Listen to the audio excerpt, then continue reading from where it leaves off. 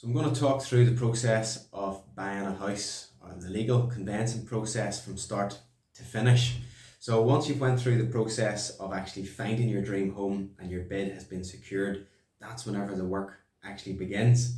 And there's a lot of people involved in the transaction, and we'll talk about that in another video. But the process is your bid is secured and the estate agent then notifies everybody that's involved.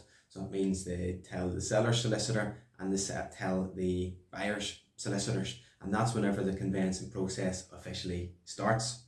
So whilst the solicitors are going to do their bit, which I'll talk about very shortly, you as the buyer then have to go and speak to a mortgage advisor or the bank to start organising your mortgage.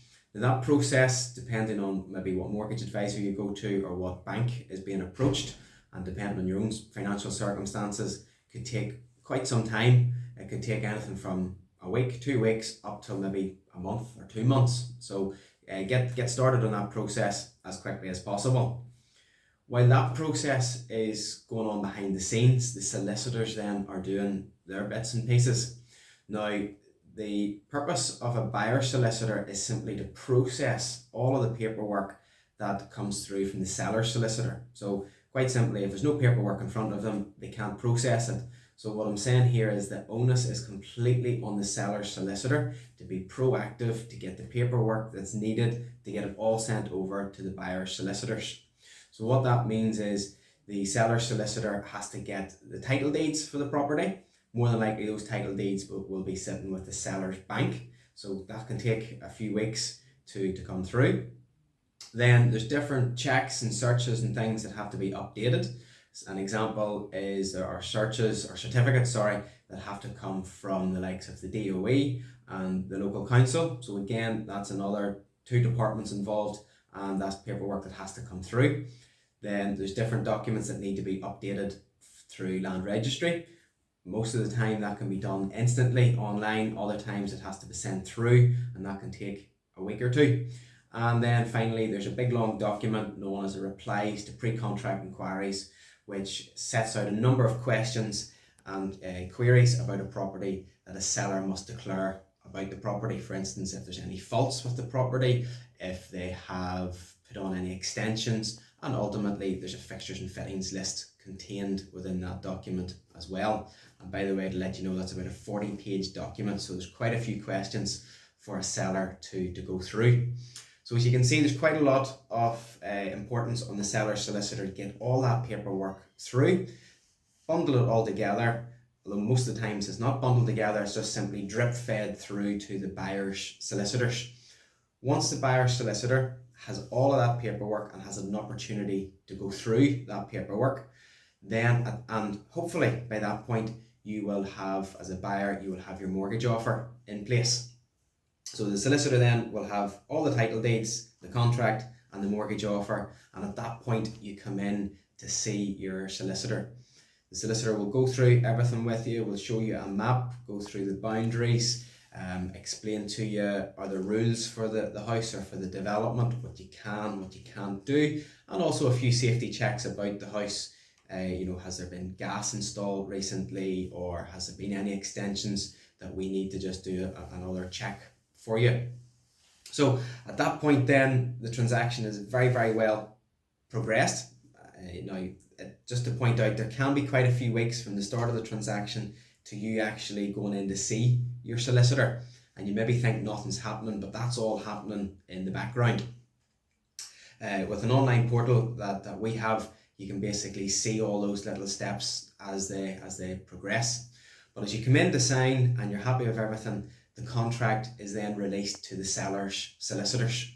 At that point then we start looking and discussing about a completion date. So a completion date is the date that you actually become the owner of the house.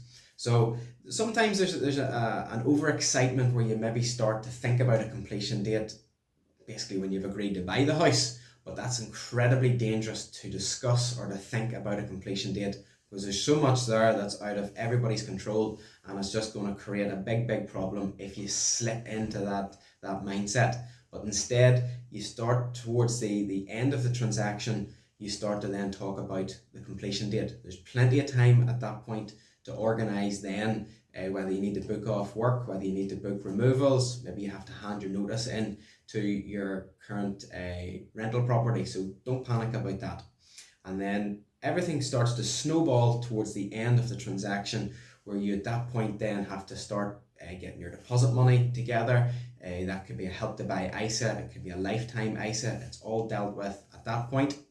Maybe a parent or family member is gifting you part of the deposit. That's all dealt with at that point as well.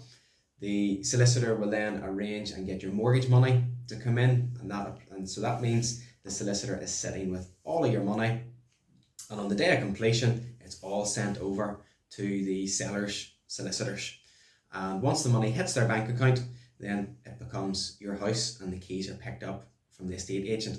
And again, with our online portal, there's all those different steps. As we go through them, you'll see once we're starting to negotiate and discuss a suitable completion date, once we need your deposit money, once we've received it, once we've received your mortgage money, once it's been sent, and again, once it's been received, and the whole thing is completed.